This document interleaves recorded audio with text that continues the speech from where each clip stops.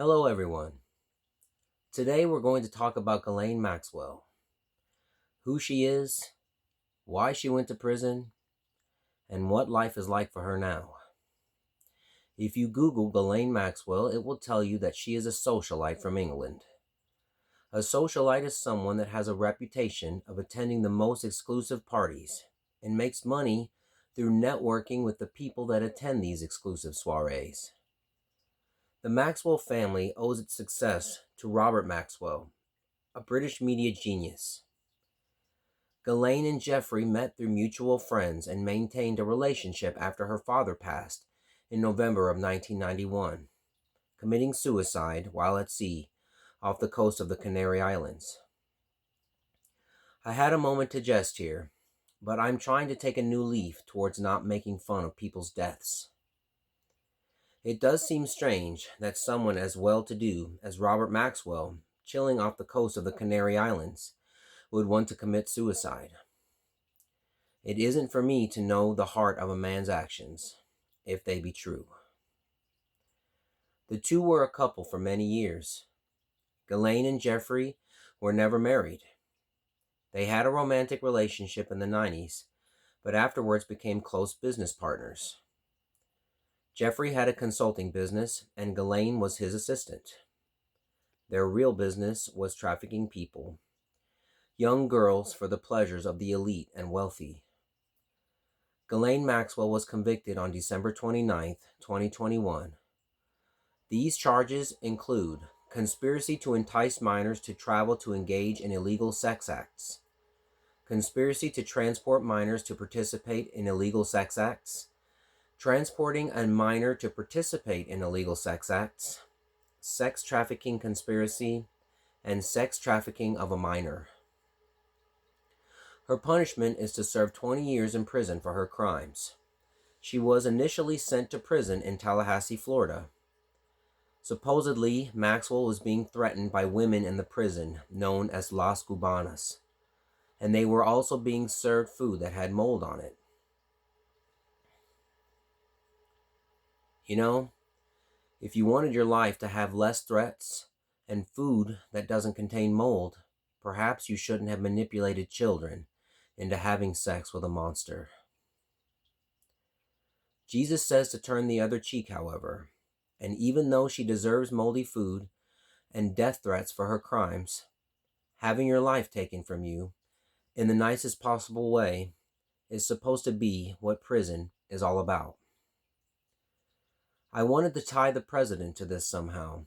I thought for sure it was by his hand that she wasn't sentenced to a maximum security prison for the things she was convicted of, only to discover my own bias. There is a federal Bureau of Prisons. The head of the Bureau of Prisons is the director of the Department of Justice. I thought, I got him now.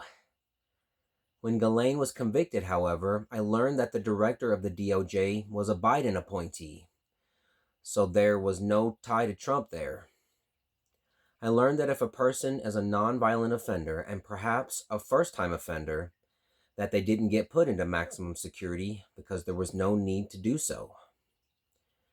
On the other hand, I feel like the things that she did, the atrocities she committed against those young girls, was the worst that one person could do to another.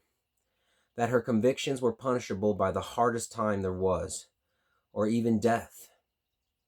It's probably good, then, that it isn't up to me or any one person.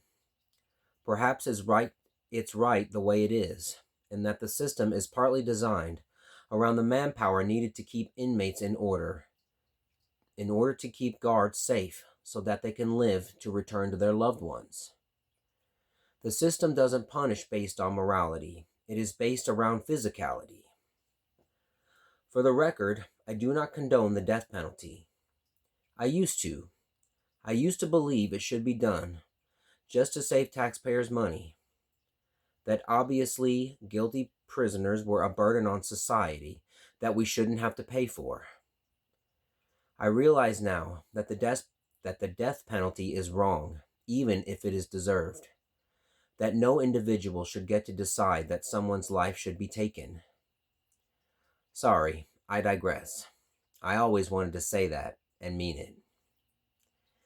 Anyway, the transfer of Ghislaine Maxwell from a low security facility to a minimum security facility was authorized by the director of the Federal Bureau of Prisons. She spent time with Todd Blanche before the transfer happened, when otherwise conversing with the deputy of the Department of Justice was something that never happened before. No other convicted sex offenders have ever been visited by the Deputy Attorney General of the Department of Justice before they were transferred or otherwise. She was in his company for about 9 hours, being questioned about the Epstein files. Sex offenders do not normally get transferred from low security prisons to minimum security prisons, regardless of death threats. After the many wild tweets, if that is what they are still called, I would think that death threats would be something that this administration would embrace. William K. Marshall III was the one to authorize the transfer of Ghislaine Maxwell from a low security facility to a minimum security facility. William K. Marshall III was appointed by none other than the President of the United States himself, Donald J. Trump. The Director of the Federal Bureau of Prisons is a position that is appointed by the President. I'm wondering how we can still support the man. Awfully convenient for Maxwell.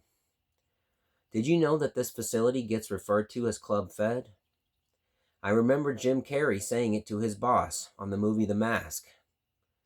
Previous employees of Camp Bryan have stated that it is very unusual for people with sex offenses on their records to be incarcerated at the facility.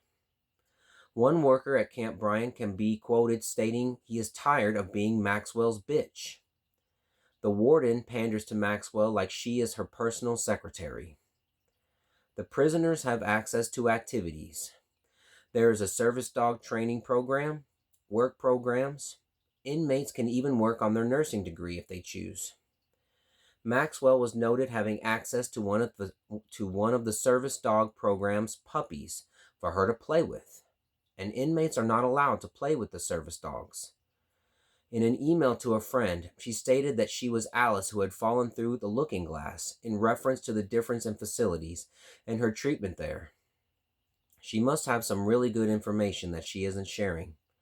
Otherwise, I don't see how someone as terrible as this person isn't getting what she deserves, or at least by the law.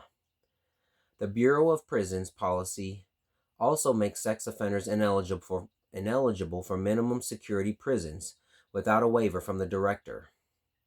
Super convenient.